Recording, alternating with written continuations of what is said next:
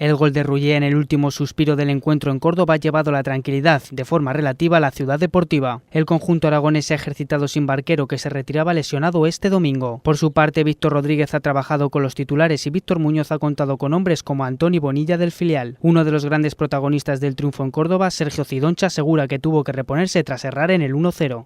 Sí, yo ya te digo, yo me considero un profesional y un fallo lo puedo tener, pero luego hay que rehacerse, no puedo estar todo el partido lamentándome por una acción.